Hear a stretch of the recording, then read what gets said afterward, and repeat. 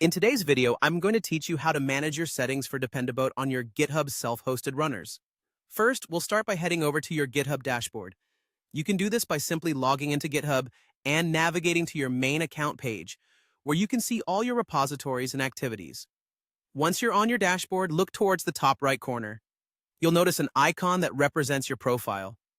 This icon typically looks like your profile picture, or just a generic avatar if you haven't set one. Click on it, and a drop-down menu will appear.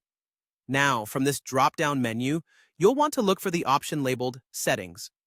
Click on Settings, and this will take you to the Settings page where you can manage various aspects of your GitHub account. On the left-hand side of your screen, you'll see a list of different sections you can explore. The one we're interested in is labeled Code Security. Make sure to click on Code Security to access the settings specific to managing your code's security features. Once you're in the Code Security section, scroll down the page.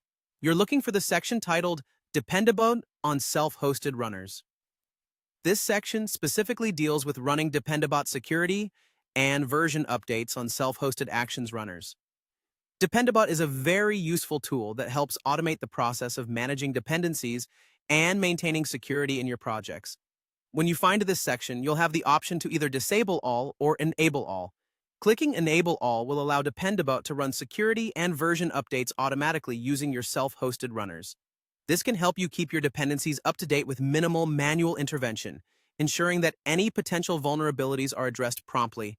Conversely, if you prefer to manage updates manually or have specific reasons to limit automated updates, you can click Disable All to turn this feature off. And that's it.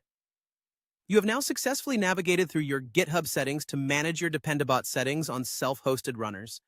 This configuration is crucial for maintaining the security and efficiency of your project workflows.